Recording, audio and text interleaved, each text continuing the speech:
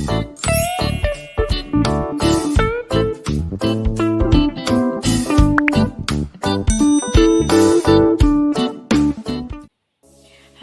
assalamualaikum warahmatullahi wabarakatuh. Selamat pagi teman-teman semua. Bagaimana nih kabarnya kalian? Semoga kalian dalam keadaan sehat ya. Dan jangan lupa kalau kalian keluar rumah, kalian harus menggunakan masker sebagai pelindung diri kalian. Dan juga tetap patuhi protokol kesehatan ya. Cuci tangan secara teratur karena hal tersebut bisa menghindarkan kita terjangkit virus corona. Oke, sebelumnya perkenalkan terlebih dahulu, saya Lala Sucia Yukinasi, saya mahasiswa bimbingan dan konseling Fakultas Ilmu Pendidikan Universitas Negeri Semarang. Pada kesempatan kali ini, saya ingin sedikit sharing mengenai kompetensi kepribadian yang harus dimiliki oleh seorang konselor. Sebelum kita memahami apa saja kompetensi kepribadian seorang konselor yang harus dipelajari maupun diterapkan dalam kehidupan sehari-hari, apa pentingnya kita mempelajari dari kompetensi kepribadian seorang konselor? Oke, kompetensi kepribadian seorang konselor itu sangat penting untuk diterapkan. Karena apa? Karena seorang konselor dituntut untuk menampilkan jati dirinya secara utuh, tepat, dan berarti. Karena dengan adanya kompetensi ini, konselor dapat membina hubungan yang baik dengan konselingnya. Ketika hubungan yang baik telah terjalin antara konselor dan konseli, maka nanti kedepannya dalam proses layanan bimbingan dan konseling akan menampilkan hasil yang optimal dan juga dapat meningkatkan keefektivitasan dalam layanan bimbingan dan konseling yang dilakukan oleh konselor.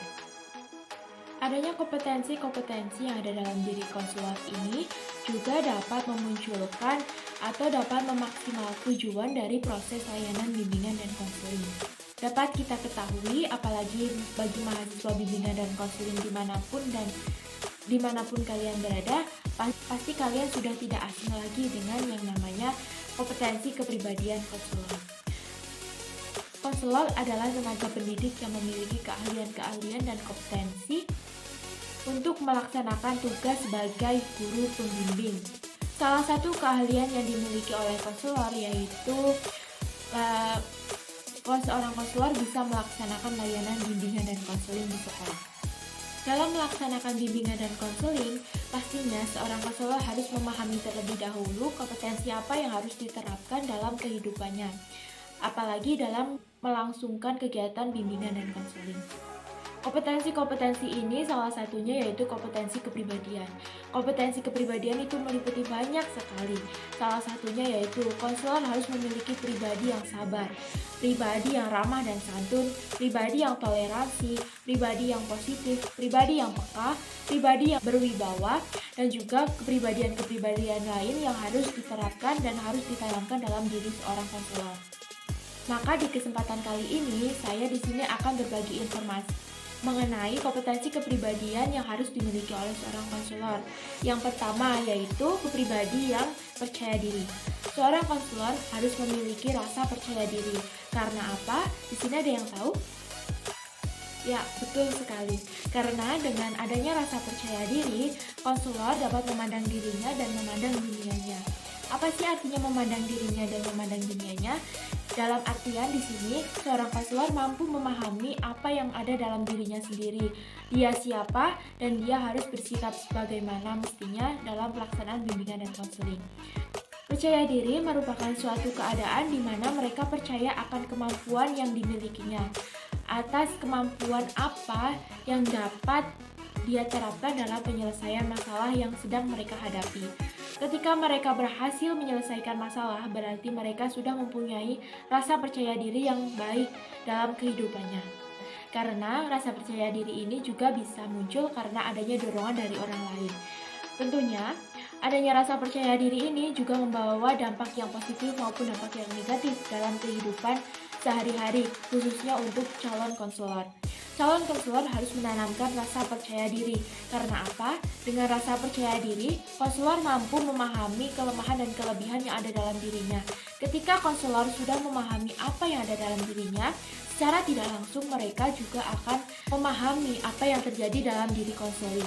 Dampak baik adanya rasa percaya diri yaitu dapat mendorong diri untuk bersikap lebih baik karena dia berhasil memahami dirinya. Dalam artian, konselor mampu mengenal dan memahami dirinya sendiri dan juga dapat berperilaku secara efektif dalam menjalankan kehidupannya dalam situasi apapun.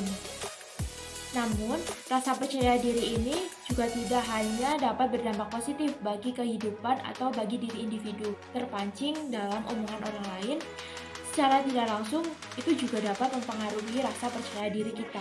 Karena apa? Karena kita bisa merasakan cemas, kita bisa merasakan ketakutan, karena kita terlalu memikirkan perkataan orang lain yang dapat menimbulkan rasa percaya diri yang kita miliki itu menurun. Biasanya orang yang memiliki rasa percaya diri ini, dia mampu berpikir positif, dia mampu berpikir permasalahan itu dari sudut pandang yang positif, sehingga apapun permasalahan yang sedang dihadapinya, ia percaya bahwa setiap masalah itu pasti ada jalan keluarnya. Dan orang yang memiliki kepercayaan diri yang tinggi, mereka akan berpikir kreatif, inisiatif, dan juga berpikir secara optimis bahwa segala sesuatunya pasti ada jalan keluarnya. Nah, maka dari itu, seorang konselor sangat penting untuk menanamkan rasa percaya diri. Karena dengan rasa percaya diri ini, konselor bisa membantu orang lain dalam mencapai tujuan yang ingin dicapai dan juga dapat mempermudah jalannya proses bimbingan dan konseling yang terjadi di dalam sekolah. Dan konselor juga tidak akan dihantui dengan rasa cemas karena kurangnya rasa percaya diri. Tentunya, adapun cara untuk meningkatkan rasa percaya diri. Yang pertama, konselor harus selalu berpikir positif. Dalam artian, konselor juga harus introspeksi diri. Karena apa? Konselor harus memahami dirinya sendiri terlebih dahulu sebelum ia memahami orang lain. Karena ketika konselor telah memahami dirinya sendiri, secara tidak langsung mereka akan belajar dan juga akan percaya diri untuk memberikan suatu bantuan kepada konseling. Dua, tidak membanding-bandingkan diri sendiri dengan orang lain.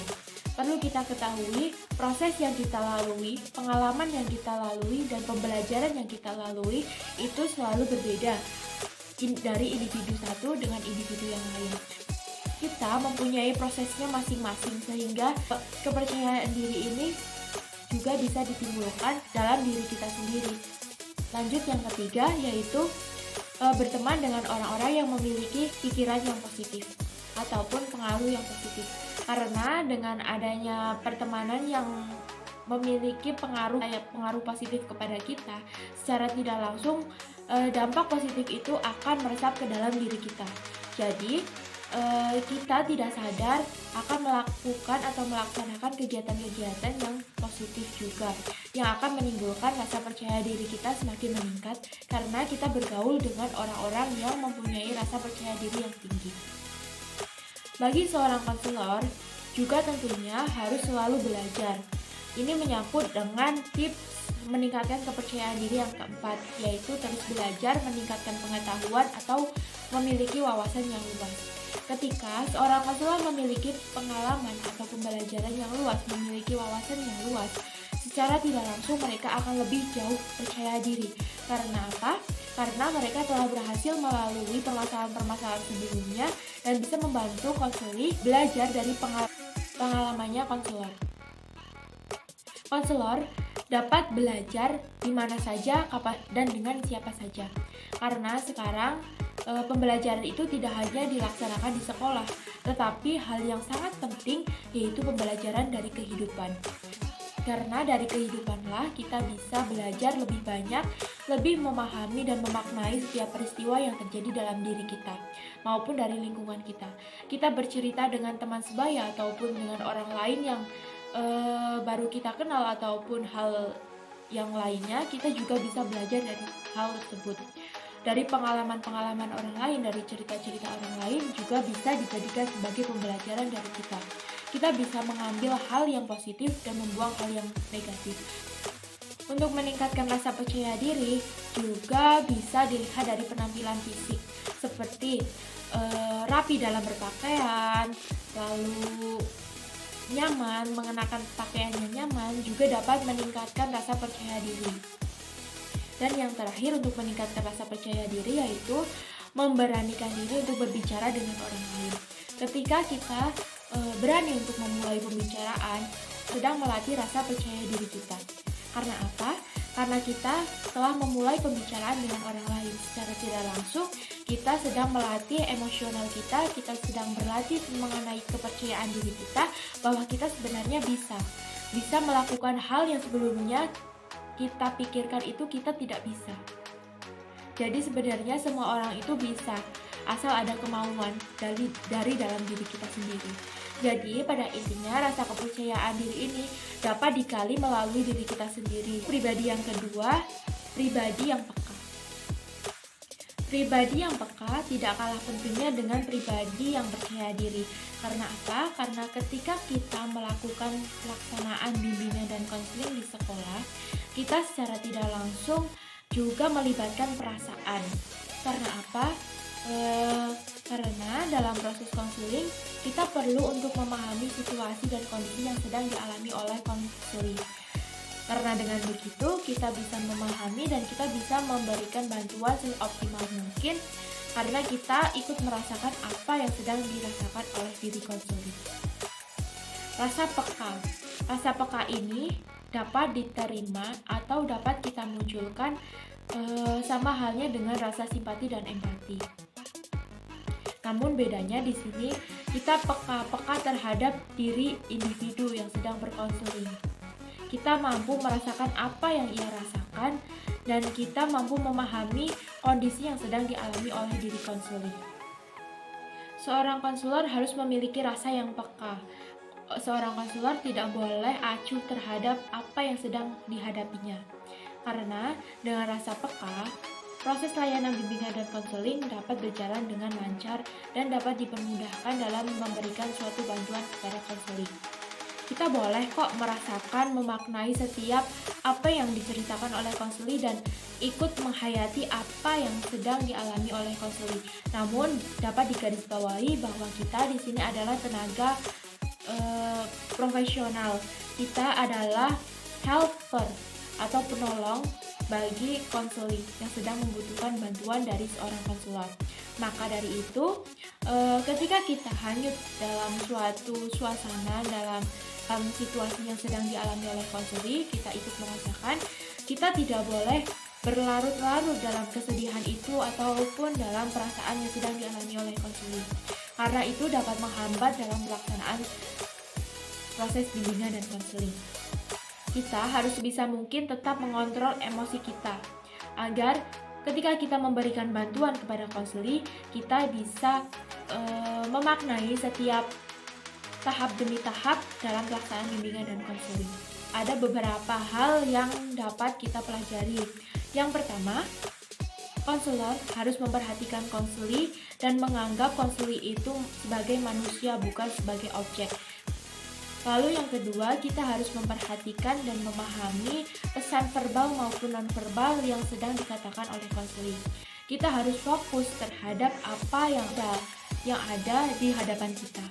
Karena ketika kita fokus, kita bisa memunculkan rasa peka terhadap situasi apa yang sedang dialami oleh konseling.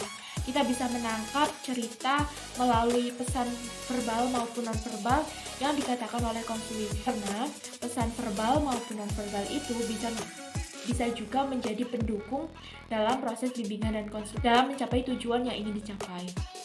Kita perlu untuk merasakan apa yang sedang dialami oleh konseling, sehingga rasa peka itu akan hadir dengan sendirinya.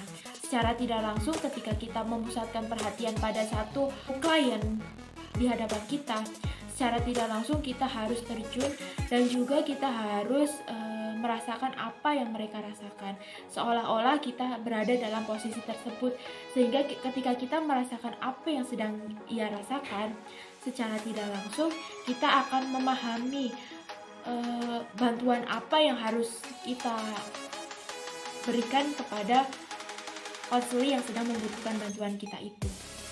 Lalu kepribadian yang ketiga yaitu kepribadian yang positif. Setelah kita tadi berbincang banyak mengenai kepribadian seorang konselor yang memiliki rasa percaya diri dan juga rasa peka, dan ada juga pribadi yang positif. Seorang konselor harus terus-menerus memiliki pikiran yang positif. Seberat apapun atau seburuk apapun permasalahan yang sedang dialami oleh konseli, kita harus terus berpikir positif bahwa pribadi yang positif juga tidak akan terlepas dengan yang namanya rasa percaya diri. Ketika kita sudah memiliki rasa percaya diri, secara tidak langsung kita juga sudah berhasil untuk terus berpikir positif. Ketika kita sudah bersikap positif, secara tidak langsung juga akan memunculkan dampak yang positif juga terhadap klien kita, terhadap konseli kita. Sehingga dalam penyelesaian sebuah permasalahan, kita dapat memandangnya dari sudut yang positif. Seorang konseli datang kepada konselor untuk menceritakan sebuah permasalahan, itu adalah hal yang positif bagi seorang konselor. Karena apa? Karena dengan kita tidak meminta seorang konselor untuk datang, dia sudah memiliki inisiatif untuk datang sendiri kepada kita, yang artinya mereka sangat membutuhkan kehadiran kita untuk menyelesaikan, untuk ikut membantu menyelesaikan permasalahan yang sedang dialami oleh diri konselor itu, sehingga kita bisa memilih jalan keluar yang terbaik untuk konselor ini seperti apa. Namun balik lagi, dalam bimbingan konseling, keputusan itu berada di tangan konseli. Jadi di sini kita hanya menjembatani untuk memecahkan sebuah permasalahan dan untuk memandirikan konseli dalam mencapai tujuan yang ingin dicapai, yaitu menyelesaikan permasalahan yang sedang dialami oleh konseli ini. Dalam pribadi yang positif, konselor harus mampu menerima kehadiran seorang konseli. Baik itu permasalahan seberat apapun, seburuk apapun, seorang konselor tidak boleh menjudge begitu aja. Dalam artian, konselor itu tidak boleh menilai, menghakimi, menyalahkan, ataupun menjelekkan tingkah laku konseli itu, walaupun tingkah laku tersebut itu tidak sesuai dengan norma yang berkembang dalam masyarakat ataupun tidak sesuai dengan norma-norma yang selalu kita terapkan dalam kehidupan sehari-hari. Tentunya untuk bersikap positif pasti banyak sekali tantangan ataupun tidak mudah untuk mencapainya bagi seorang konselor. Maka dari itu, untuk memunculkan pikiran-pikiran yang positif perlu adanya pengalaman, kesabaran, dan juga pemahaman dari setiap momen yang kita temui dalam kehidupan sehari-hari. Karena dengan kita belajar dari pengalaman yang pernah kita lalui, kita bisa berpikir positif dan mengambil hikmah untuk kita pelajari agar kedepannya kita tidak melakukan kesalahan yang sama. Adapun tips untuk menjadi pribadi yang positif antara lain, yang pertama, kita awali dari dalam diri kita sendiri. Kita sedikit demi sedikit merubah diri kita menjadi diri yang positif. Karena apa? Sebelum kita bisa melakukan suatu bantuan kepada orang lain, alangkah lebih baiknya kita bisa membantu diri kita sendiri untuk mencapai apa sih sebenarnya apa yang ingin kita capai, mencari tahu apa yang seharusnya saya capai, dan membantu diri kita sendiri untuk mencapai tugas-tugas perkembangan dari diri kita sendiri. Istilahnya mengonseling diri kita sendiri sebelum kita memberikan bantuan kepada orang lain. Kita harus selalu berpikir positif bahwa kita bisa, kita mampu untuk menyelesaikannya, dan pastinya setiap permasalahan yang kita hadapi itu pasti ada jalan keluarnya. Kita tidak boleh berputus asa begitu saja, tapi kita harus tetap semangat dan memunculkan motivasi-motivasi baru. Apa sih yang kita cari di dunia ini, dan apa makna dari sebuah peristiwa yang pernah kita alami. Nah, kita bisa belajar dari tersebut dan memunculkan pikiran-pikiran yang positif dari dalam diri kita sendiri. Lanjut, yang kedua yaitu bersyukur. Ketika kita telah bersyukur dengan apa yang kita punya ataupun yang pernah kita lalui, kita bersyukur dari pengalaman-pengalaman yang pernah kita lalui, kita secara tidak langsung juga sedang menumpuk pikiran-pikiran yang positif. Kita selalu mengingat pikiran-pikiran yang positif dan membuang pikiran-pikiran yang negatif yang ada dalam diri kita, sehingga kita bisa belajar dan mengambil hikmah yang ada dalam setiap peristiwa. Yang ketiga, kita harus optimis dalam menjalankan hidup. Karena apa? Karena dengan kita optimis, kita yakin bahwa kita bisa, itu merupakan hal yang sangat positif bagi diri kita untuk memunculkan suatu motivasi agar kita tidak putus asa dan tidak patah semangat. Lanjut, kita bisa belajar dari hal yang negatif untuk berpikir positif. Kita bisa belajar dari hal-hal yang buruk untuk mengambil sesuatu yang baik. Dalam permasalahan itu tidak selamanya buruk, namun juga ada hal yang positif.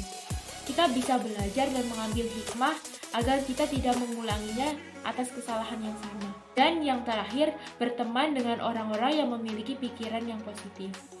Karena apa? Karena orang-orang yang berada di sekitar kita bisa memunculkan ataupun bisa memberikan dampak yang positif bagi diri kita. Ketika kita berteman dengan orang-orang yang memiliki sikap yang positif, secara tidak langsung kita akan terbawa dengan situasi yang positif juga. Dan apabila kita berteman dengan orang-orang yang memiliki pikiran yang negatif, secara tidak langsung juga kita bisa terjerumus ke dalam pikiran-pikiran yang negatif. Tapi balik lagi dalam poin yang sebelumnya saya sampaikan, kita bisa belajar dari hal yang negatif untuk berpikir positif. Di sini bisa diambil hikmahnya. Kita berteman dengan orang-orang yang memiliki pikiran negatif, tetapi perlu digarisbawahi bahwa kita tidak boleh terjerumus dalam hal negatif itu, tapi kita hanya perlu untuk belajar dari hal negatif itu agar kita terus berpikir yang positif, bahwa segala sesuatu yang negatif itu tidak selamanya negatif, dan itu adalah kepribadian yang harus dimiliki oleh seorang konselor, karena seorang konselor pasti nantinya akan ditemui dengan hal-hal yang di luar dengan ekspektasi kita. Kita bertemu dengan orang-orang yang mungkin bermasalah dalam kehidupannya, bahwa pada intinya seorang konselor itu harus memiliki jiwa yang positif. Memandang seburuk apapun permasalahan yang dialami oleh konseling itu adalah hal yang positif. Mereka datang kepada kita aja untuk menceritakan permasalahan yang sedang dialami, itu adalah hal yang positif bagi diri kita. Karena tanpa kita minta, orang tersebut mau bertemu dengan kita untuk menyelesaikan permasalahan yang sedang dialami. Karena dia mempunyai kemauan itu untuk menyelesaikan permasalahan, berarti dia adalah orang yang bertanggung jawab atas permasalahannya. Dan dia memiliki rasa kemauan untuk menyelesaikan permasalahan yang sedang dialami. Mungkin pembahasan kali ini cukup. Apabila teman-teman di sini yang menonton video ini memiliki pendapat ataupun tanggapan, kalian bisa langsung saja komen di kolom komentar di bawah. Akhir kata, apabila ada terdapat kesalahan kata yang disengaja maupun yang tidak sengaja, ataupun kita memiliki pandangan yang berbeda, balik lagi ini adalah pandangan menurut saya pribadi. Apabila ada kesalahan, mohon dimaklumi dan saya mohon maaf yang sebesar-besarnya. Akhir kata, sampai berjumpa lagi. Wassalamualaikum warahmatullahi wabarakatuh. Jangan lupa like and subscribe. Bye.